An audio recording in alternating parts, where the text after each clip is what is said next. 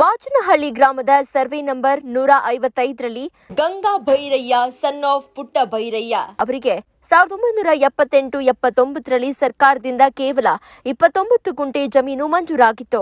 ಬಳಿಕ ಈ ಜಮೀನು ಕೆಎಐಡಿಬಿಗೆ ಭೂಸ್ವಾಧೀನವಾಗಿತ್ತು ಎನ್ನಲಾಗಿದೆ.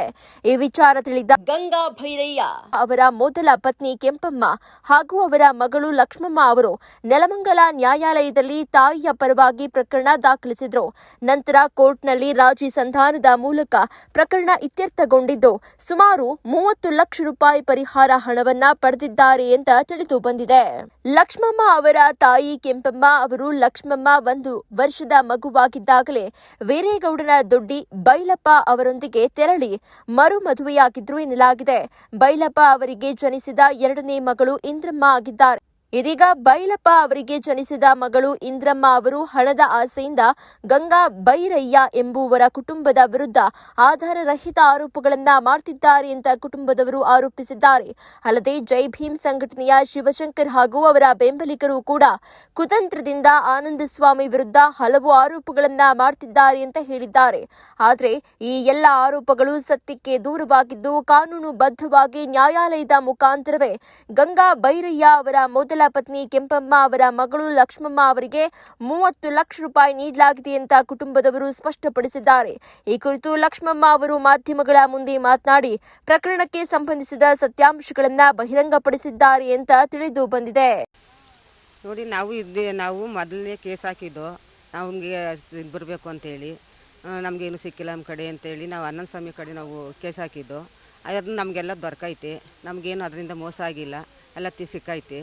ಅವ್ರು ಚಿಕ್ಕ ಮಕ್ಕಳು ನಮ್ಮನ್ನು ಕರ್ಕೊಂಡು ಹೊಂಟೋಗಿದ್ರು. ಅವ್ರು ಯಾರೋ ಸಾಕರು ಎಲ್ಲ ತಂದು ಬಿಟ್ಟರು ನಮ್ಮನ್ನು. ನಾವು ಇಲ್ಲಿ ಬಡವ್ರ ಮನೆಗೆ ತಗೊಂಬಂದು ಕೊಟ್ಟರು ನಮ್ಮನ್ನು. ಇಷ್ಟಾಗಿ ಇದ್ದೀವಿ ನಾವು.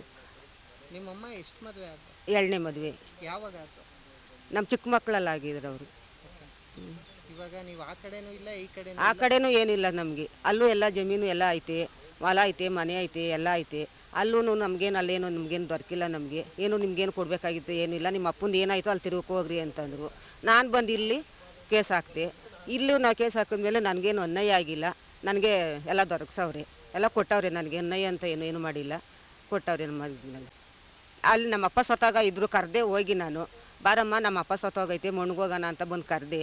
ಅದಕ್ಕೂ ನಮಗೂ ಸಂಬಂಧ ಇಲ್ಲ, ನಾನು ಬರೋಲ್ಲ, ನಾನು ನೀನು ಬೇಕಾದ್ರೆ ಹೋಗು ಅಂತ ಅಂದರು. ಅಲ್ಲಿಂದ ಈಚೆಗೆ ಯಾರೂ ಬರಲೂ ಇಲ್ಲ. ನಾನೇ ಹೋಯ್ತಾ ಇದ್ದೆ, ಬರ್ತಾಯಿದ್ದೆ. ನಮ್ಮ ಅಪ್ಪನ ಕಷ್ಟ ಸುಖನೂ ನೋಡ್ಕೊಂಡು ಬರ್ತಾಯಿದ್ದೆ ನಾನು. ತವ್ರ ಮನೆಯಲ್ಲಿ ನಿಮ್ಮನ್ನು ಚೆನ್ನಾಗಿ ನೋಡ್ಕೊತಿದ್ರಾ? ಇಲ್ಲಿ ನಮ್ಮ ಮಾತನಾಡಿ ಚೆನ್ನಾಗಿ ನೋಡ್ಕೊಂಡ್ರು ನಮ್ಮನ್ನು. ಇವಾಗ ನಿಮ್ಮ ತಾಯಿಯವರು ತುಂಬ ಜನದ ಮೇಲೆ ಆರೋಪ ಮಾಡ್ತಿದ್ದಾರೆ, ನನಗೆ ಏನೂ ಕೊಟ್ಟಿಲ್ಲ, ನನಗೆ ಅನ್ಯಾಯ ಆಗಿದೆ ಅಂತ. ಅದಕ್ಕೇನು ಹೇಳ್ತೀರಾ? ನಾವು ಕರೆದು ಅದಕ್ಕೆ ಬರ್ರಿ ಅಂತ ಕರೆದು ನಾವು ಅದಕ್ಕೆ ಬರಲಿಲ್ಲ. ಈಗ ಅವರು ನಮಗೆ ಇದು ಮಾಡ್ತಾವ್ರೆ. ಅವರು 2ನೇ ಮಗಳನ್ನ ಬಂದಲೇ ಬೇರೆ ಮದುವೆ ಆಗಿದ್ರಲ್ಲ, ಆ ಮಗಳನ್ನ ಹಿಂದೆ ಇಟ್ಕೊಂಡು ಇದು ಮಾಡ್ತಾವ್ರೆ. ಒಟ್ಟಿನಲ್ಲಿ ನಿಮ್ಮಮ್ಮ 2 ಮದುವೆ ಆಗಿರೋದು ಸತ್ಯನಾ? ಸತ್ಯ. ಓಕೆ, ಇದು ಯಾರ ಭಾಗ ನೀವು ತೊಗೊಂಡಿರೋದು? ನಮ್ಮ ಅಪ್ಪನ ಭಾಗ ತೊಗೊಂಡಿರೋದು ನಾವು. ನಿಮ್ಮ ಅಪ್ಪನ ಹೆಸರೇನು? ಗಂಗಭೈರಪ್ಪ. ನಿಮ್ಮ ಹೆಸರೇನು? ಲಕ್ಷ್ಮಮ್ಮ. ನಮ್ಮ ತಾಯಿಯವರು ಲಕ್ಷ್ಮಮ್ಮ ಅಂತ, ನಮ್ಮ ಅಜ್ಜಿ ಕೆಂಪಮ್ಮ ಅಂತ. ಗಂಗಭೈರಪ್ಪನ ಹೆಂಡ್ತಿ ಕೆಂಪಮ್ಮ ದೊಡ್ಡೆಂಡ್ರು. ನಮ್ಮಮ್ಮ ಚಿಕ್ಕ ಹುಡುಗಿನಲ್ಲಿ 1 ವರ್ಷದ ಮಗಿನಲ್ಲಿ ಕರ್ಕೊಂಡು ಬಂದ್ಬಿಟ್ಟು ಬೇರೆ ಮದುವೆ ಆಗೋದ್ರು, ಬೈಲಪ್ಪನವ್ರನ್ನ ಮದುವೆ ಆಗೋದ್ರು. ಈಗ ನಾವು ಬಂದಾದ್ಮೇಲೆ ತಾತ ಇದ್ದವರು ಏನು ಮಾಡಿದ್ರು, ಚಿಕ್ಕ ಹೆಂಡ್ತಿ ನರಸಮ್ಮನವ್ರು ಮದುವೆ ಆದರು. ಅವರು ನಮ್ಮಮ್ಮ ಏನು ಮಾಡಿದ್ರು, ಚಿಕ್ಕ ಹುಡುಗಿಂದನೂ ಬೆಳ್ಕೊಂಡು ಅಲ್ಲಿ ಬೆಳ್ಕೊಂಡು ನಮ್ಮ ಅಜ್ಜಿ ನಮ್ಮ ಅಮ್ಮನ ಸಾಕಿಲ್ಲ.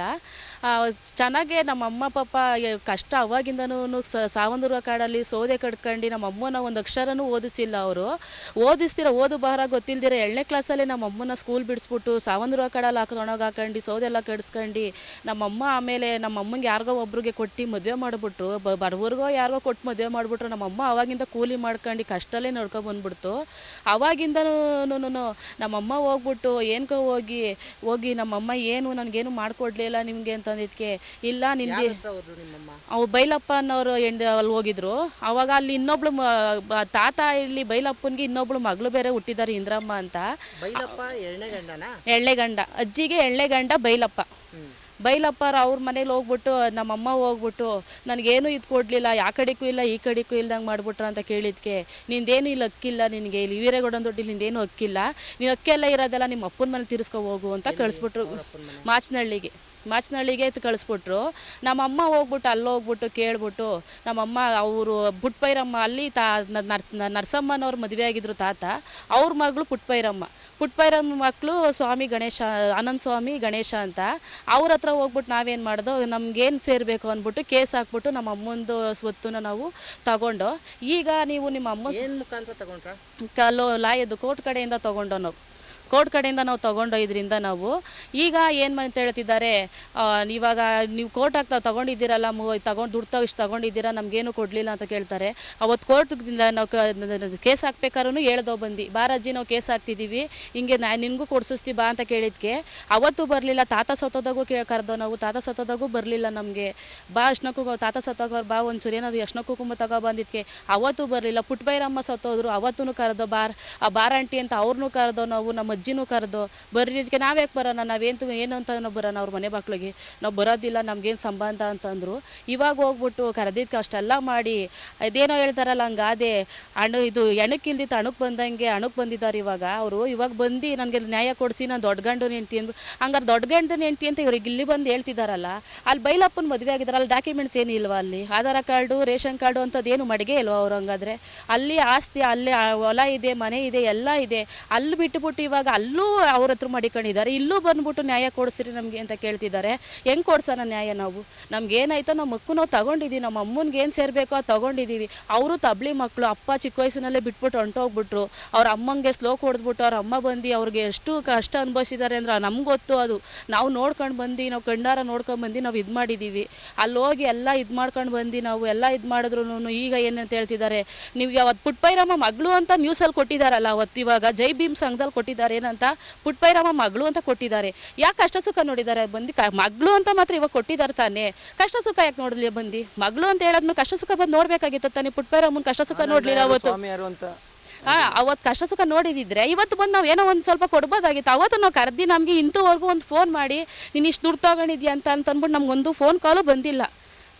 ನಾವೇನಂತ ಅಂದರೆ ನನ್ನ ಬಾರಜ್ಜಿ ಬಂದು ನಿಮ್ಗೆ ದುಡ್ಡು ಕೊಡ್ರಿ ಅಂತ ನಮ್ಮ ಒಂದು ಬಾಯಿ ಬಿಟ್ಟು ನಮ್ಗೆ ಕೇಳಿಲ್ಲ ಅವರು. ಯಾರು ಕುಮ್ಮಕ್ಕಿಂದ ಇದೆಲ್ಲ ಮಾಡ್ತಿದ್ದಾರೆ? ಅದೇ ಅವ್ರು ಸುತ್ತಮುತ್ತ ಇರೋ ಕುಂಭಕ್ಕಿಂದನೇ, ಇನ್ಯಾರು ಕೊಡ್ತಾರೆ? ಮಗಳೇ ಕೊಟ್ಟಿರ್ಬೋದು, ಇನ್ನೇ ಸುಮ್ಮತ್ ಕೊಟ್ಟಿರ್ತಾರೆ ಅವರು. ಇವಾಗ ನನ್ನ ದಲಿತರಿಗೊಂದು ಹೇಳೋದೊಂದಿದು, ಅವರು ಕರೆಕ್ಟಾಗಿ ನ್ಯಾಯ ರೀತಿ ಕರೆಕ್ಟಾಗಿ ಇದು ಮಾಡ್ಕೊಂಡು ಜೈ ಭೀಮ್ ಸಂಘದವ್ರು ನಾವು ದಲಿತರೇನೆ, ನಾವು ಅವ್ರ ಬಗ್ಗೆ ಆರೋಪ ಮಾಡ್ತಾ ಇಲ್ಲ ನಾವು. ಅವರು ಬಂದು ನಾವು ಸ್ವಲ್ಪ ನೀವು ನ್ಯಾಯ ರೀತಿ ಕರೆಕ್ಟಾಗಿ ಇದು ಮಾಡಬೇಕಾಗಿತ್ತು.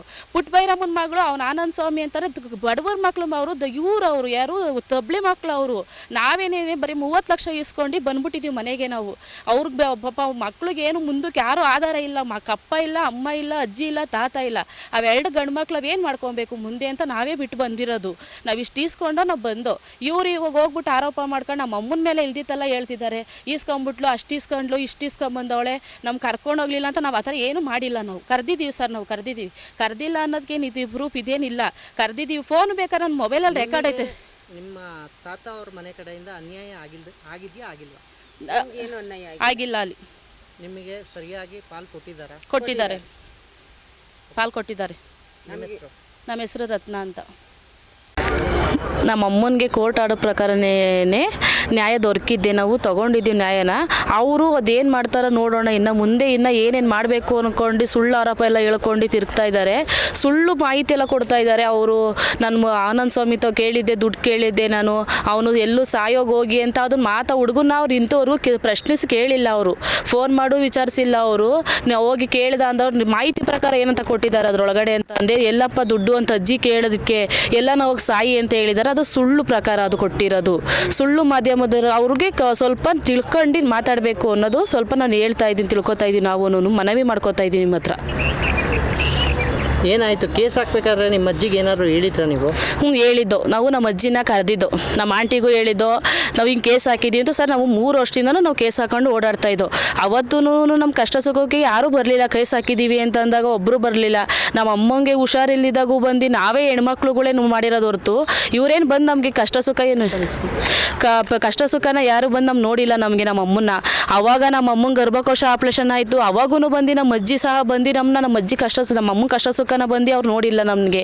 ನಮ್ಮ ಅಮ್ಮಂಗೆ ಸಖತ್ತು ಕಷ್ಟ. ನಮ್ಮ ಅಮ್ಮನ್ನ ಚೆನ್ನಾಗಿರೋ ಮನೆಗೆ ಅಂತ ಕೊಟ್ಟಿಲ್ಲ. ನಾವು ಎಷ್ಟು ಅನುಭವಿಸಿದ್ದೀವಿ ಅಂತ ನಮ್ಮ ಅಮ್ಮನ್ನ ಚಿಕ್ಕ ವಯಸ್ಸಿಂದನೂ ನಾವು ಅಷ್ಟೇ ಕಷ್ಟ ಅನುಭವಿಸಿದ್ದೀವಿ ನಾವು ಮಕ್ಳುಗಳು. ಈಗ ನಾವು ಅಷ್ಟು ನಮ್ಮ ಅಮ್ಮ ಸಾಲ ಮಾಡ್ಕೊಂಡು ಮನೆ ಮಾರೋ ಪರಿಸ್ಥಿತಿ ಬಂದ್ಬಿಟ್ಟಿತ್ತು ಸರ್. ಅವಾಗೂ ಬಂದು ನೀವು ಏಂತಕ್ಕೆ ಮನೆ ಹಿಂಗೆ ಮಾಡ್ಕೊಂಡ್ರ ಸಾಲ ಮಾಡ್ಕೊಂಡ್ರ ಅಂತ ಯಾರು ಬಂದು ನಮ್ಮ ಅಮ್ಮನ ಬಂದು ಪ್ರಶ್ನಿಸಿಲ್ಲ. ನಮ್ಮಮ್ಮ ಅವಾಗ ಬ್ಯಾಂಕ್ಸಲ್ಲಿ ಸಾಲ ತೊಗೊಂಡು ಅದೆಲ್ಲ ಮನೆ ತಿರುಗಿ ನಾವು ಅವಾಗ ಮನೆ ಎಲ್ಲ ಓಡಾಡಿದ್ದೀವಿ. ಅವಾಗೂ ಬಂದು ನೀವು ಏನಕ್ಕೆ ಈ ಥರ ಆಗಿದ್ದೀರಾ ಅಂತ ಯಾರು ಬಂದು ನಮ್ಗೆ ಪ್ರಶ್ನಿಸಲಿಲ್ಲ. ನಮ್ಮ ಅಮ್ಮನೂ ಕೇಳಿಲ್ಲ, ನಮ್ಮ ಅಪ್ಪನೂ ಕೇಳಿಲ್ಲ, ಯಾರನ್ನೂ ಕೇಳಿಲ್ಲ. ಈಗ ಬಂದ್ಬಿಟ್ಟು ದುಡ್ಡು ಬೇಕು ನಮಗೆ, ದುಡ್ಡು ಕೊಡಿಸು ಅಂದರೆ ನಾವು ಎಲ್ಲಿಂದ ಕೊಡ್ಸೋಣ ನಾವು ದುಡ್ಡ? ನಾವು ಎಲ್ಲಿಂದ ನಾವು ತಗೊಬರೋಣ ದುಡ್ಡ? ನ್ಯಾಯ ನಾವು ಕೇಸ ನಮ್ಗೆ ಅಲ್ಲಿ ಬರಬೇಕು ನಮಗೆ ದೊಡ್ಡೇಂಡ್ರು ಅಂತ ಈಗ ಬಂದಿದ್ದು. ಯಾವತ್ತಿಂದ ಎಲ್ಲೋಗಿದೆ ನೀನು ದೊಡ್ಡೇಂಡ್ರು? ಇವಾಗೇನೋ ನನಗೆ ದೊಡ್ಡೇಂಡ್ರು ಅಂತ ಬಂದು ನಾನು ನ್ಯಾಯ ಕೊಡಿಸ್ರಿ ಅಂತ ನೀವು ಕೇಳ್ತಾ ಇದ್ದೀರಾ.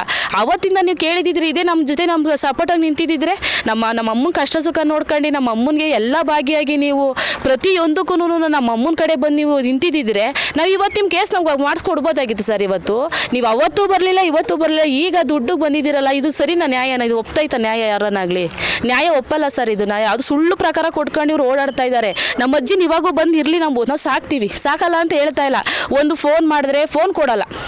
ಅಜ್ಜಿನ ಫೋನ್ ಕೊಡು ಅಂತ ನಮ್ಮ ಅಮ್ಮ ಫೋನ್ ಮಾಡಿ ಮೊನ್ನೆ ಫೋನ್ ಮಾಡಿಬಿಟ್ಟು ಹಿಂಗೆ ಸ್ಟೇಷನಲ್ಲಿ ಕಂಪ್ಲೇಂಟ್ ಕೊಟ್ಟಿದ್ಯಲ್ಲ, ಫೋನ್ ಕೊಡು ನಾನು ಮಾತಾಡ್ತೀನಿ ಅಂತಂದರೆ ನೀನು ಅಲ್ಲಿದ್ಯಾ ಮಗಳು? ಅವತ್ತಿಂದ ಇರಲಿಲ್ಲ ಮಗಳು, ಇವತ್ತು ಬಂದಿದೆಯಲ್ಲ ಮಗಳು. ಯಾರ ಥರ ಆರೋಪ ಮಾಡೋದು? ಅವ್ರು ಚಿಕ್ಕ ಮಗಳು ಇಂದ್ರಮ್ಮ ಅನ್ನೋರು ಅವರು ಕೇಳ್ತಾ ಇದ್ದಾರೆ. ಅವತ್ತಿಂದ ಬರಲಿಲ್ಲ, ಇವತ್ತು ಬಂದಿದೆಯಲ್ಲ ಮಗಳು, ಫೋನೇ ಕೊಡ್ತಾ ಇಲ್ಲ ನಮ್ಮ ಅಮ್ಮನ್ನ.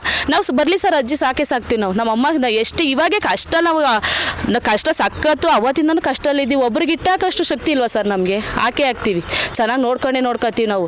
ಅವ್ರು ಬಂದಿರಲಿ, ಸಾಕ್ಲಿ, ಕಳಿಸ್ಲಿ ನಮಗೆ. ನಾವು ಅವ್ರ ಪರವಾಗಿ ನಿಂತ್ಕೊಳ್ಳಲ್ಲ ಸರ್ ನಾವು. ಅವರು ನ್ಯಾಯ ಕರೆಕ್ಟಾಗಿ ಬರ್ತಾ ಇಲ್ಲ ಅವರು. ನಾವು ಅವ್ರ ಪರವಾಗಿ ನಿಂತ್ಕೊಳ್ಳಲ್ಲ ನಾವು. ಏನು ಸಿಗಬೇಕಾ ಕೋರ್ಟ್ ಮುಖಾಂತರನೇ ಎಲ್ಲ ಸಿಕ್ಕೈತೆ ನಮಗೆ ಗೊತ್ತಿರೋ ಮಟ್ಟಿಗೆ. ಚಿಕ್ಕ ಮಕ್ಕಳಿಂದ ನಾನು, ನಮ್ಮ ಅಪ್ಪ, ನಮ್ಮ ಅಮ್ಮ, ನಮ್ಮ ಅಕ್ಕನೂ ಅಲ್ಲೇ ಓದಿ ಎಲ್ಲ ಬೆಳೆದಿದ್ದು ಮಾತನಾಡಿಲೇನೆ. ನಾವು ಹೋಗಿವೋ ಹಬ್ಬಕ್ಕೆ ಎಲ್ಲ ವಾರಕ್ಕೆ ತಿಂಗ್ಳಿಗೆ ಒಂದ್ಸತಿ ನಾವು ಹೋಗಿವೋ. ನಾವು ಇವ್ರನ್ನ ಕರಿವೋ ಬರ್ರಿ ಅಂತ ನಮ್ಮ ಆಂಟಿ, ನಮ್ಮ ಚಿಕ್ಕಮ್ಮಲ್ಲಿ ಪುಟ್ಟಬೈರಮ್ಮನ ಹೋಗಿವೋ. ನಮ್ಮ ಚಿಕ್ಕಮ್ಮ ಇನ್ನೊಬ್ಬಿದ್ದಾರಲ್ಲ ಕೆಂಪಮ್ಮನ ಮಗಳು ಇಂದ್ರಮ್ಮ ಅಂತ, ಅವರು ನಾವೆಲ್ಲ ಹೋಗಿ ಕೇಳಿದ್ಕಿನ್ ಏನದೆ ಅಂತ ಬರೋಕ್ಕಿಲ್ಲ ಅವ್ರು ಯಾರು. ಅವಾಗಿಂದ ನಾನು ಗೊತ್ತಿರೋ ಮಟ್ಟಿಗೆ ಒಂದು ದಿನಕ್ಕೂ ಬಂದೇ ಇಲ್ಲ ಅವರು. ಆಗ ಆನಂದ ಯಾರು, ಇವಾಗ ಆನಂದ ಅಂತ ಕೇಳ್ತಾರಲ್ಲ, ಆನಂದ ಅಂದರೆ ಯಾರು ಡೈರೆಕ್ಟಾಗಿ ತೋರಿಸಿದ್ರೆ ಅವ್ರಿಗೆ ಗೊತ್ತೇ ಇಲ್ಲ ಯಾರು ಆನಂದ ಅಂತಲೇ ಗೊತ್ತಿಲ್ಲ ಅವ್ರಿಗೆ. ಆ ಥರ ಸುಮ್ಮನೆ ಅಪ್ಪ ಗೊತ್ತಿಲ್ದಿರೋ ಹುಡುಗರುಗಳಿಗೆಲ್ಲ ಹೇಳಿ ಸುಮ್ಮನೆ ಇಲ್ದಿಲ್ಲ ಆರೋಪಗಳು ಸ್ಪಷ್ಟವಾಗಿ ಏರೇ ಆಗಲಿ. ಈ ಮಾಧ್ಯಮ ಮಿತ್ರದವ್ರು ಮಾಡೋರಲ್ಲ ಇಲ್ಲಿ ದವಸಪೇಟೆಯಲ್ಲಿ, ಮಾಧ್ಯಮ ಮಿತ್ರದವ್ರು ಅವ್ರನ್ನ ನೋಡಿ ತಿಳಿದು ಪಳೆದು ಎಲ್ಲ ಈ ಥರ ಸುಳ್ಳೆಲ್ಲ ಆರೋಪಗಳನ್ನ ಆ ಹುಡುಗರಿಗೆಲ್ಲ ಹೇಳ್ಕೊಂಡು ಮಾಡಬಾರ್ದು. ನಿಮ್ಗೆ ಅನ್ಯಾಯ ಆಗಿದೆಯಾ ಆಗಿಲ್ವಾ? ನಮಗೆ ಅಲ್ಲಿ ಈ ಕಡೆ ನಮ್ಮ ಪುಟ್ಪರಮ್ಮರ ಕಡೆಯಿಂದ ನಮ್ಗೆ ಏನು ಸಿಗಬೇಕೆಲ್ಲ ಸಿಕ್ಕೈತೆ. ಇಲ್ಲಿ ಈ ಕಡೆಯಿಂದ ನಮಗೇನು ಇಲ್ಲಿ ಬೈಲಪ್ಪರದು ಜಮೀನಿದೆ, ಜೋರಾಗಿದೆ, ರೋಡ್ ಸೈಡ್ ಇದೆ, ಎರಡು ಮನೆ ಐತೆ, ಅವ್ರದ್ದೆಲ್ಲ ಐತೆ. ಅವರು ಚೆನ್ನಾಗಿ ಅವ್ರು ಏನೂ ಪಾಕಿಲ್ಲ ಅಂತ ಹೇಳ್ತಾರಲ್ಲ ಅವರು. ನಾನು ಎಲ್ಲ ನಮಗೇನು ನೋಡೇ ಇಲ್ಲ ಪಾಡಿಲ್ಲ ಅಂತ. ನಮ್ಮ ಸೋದರ ಮಾವನ ಮಕ್ಕಳು ನನ್ನ ಮದುವೆನೇ ಆಗಿಲ್ಲ ಅಂತ ಅಲ್ಲಿದ್ದು ಯಾವುದೋ ಒಂದು ನಕಲಿ ಆಧಾರಗಳನ್ನೆಲ್ಲ ಸೃಷ್ಟಿ ಮಾಡ್ಕೊಂಡು ಸುಮ್ಮನೆ ಇಲ್ಲದೇ ಆರೋಪಗಳನ್ನ ಯಾರ್ಯಾರನ್ನ ಹಾಕ್ಕೊಂಡು ಸುಮ್ಮನೆ ಇದೆಲ್ಲ ಇದಕ್ಕೋಸ್ಕರ ಮಾಡ್ತಾವ್ರೆ. ಸುಮ್ಮನೆ ನಕಲಿ ದಾಖಲೆಗಳೆಲ್ಲ ಸೃಷ್ಟಿ ಮಾಡ್ತಾವ್ರೆ ಅವರೇನೆ. ದೊಡ್ಡಿಲೆಲ್ಲ ಥರ ಐತೆ ಅವ್ರಿಗೆ ಆಧಾರ ಕಾರ್ಡು, ಡೆತ್ ಸರ್ಟಿಫಿಕೇಟಲ್ಲಿ ಅವ್ರ ಅಮ್ಮನ ಕೆಂಪಮ್ಮ ಅಂತಲೇ ಐತೆ. ಬೈಲಪ್ಪ ಇಲ್ವ ಕೆಂಪಮ್ಮ ಅಂತಲೇ ಹೆಸರೈತೆ ಇಲ್ಲಿ ಹಿರೇಗೌಡನ ದೊಡ್ಡಿಲಿ. ರವಿಕುಮಾರ್. ನೀವು ಸಣ್ಣ ಆಗಬೇಕಲ್ವಾ? ಅದು ಒಂದು ಉತ್ತಮ ಆಹಾರದಿಂದ ಸಣ್ಣ ಆಗಬೇಕಲ್ವಾ? ಪ್ರತಿದಿನ ನಮ್ಮ ಜೀನಿ ಸ್ಲಿಮ್ನ ಯೂಸ್ ಮಾಡಿ ಯಾವುದೇ ಸೈಡ್ ಎಫೆಕ್ಟ್ ಇಲ್ದಂಗೆ ನೀವು ಸಣ್ಣ ಆಗ್ತೀರಾ.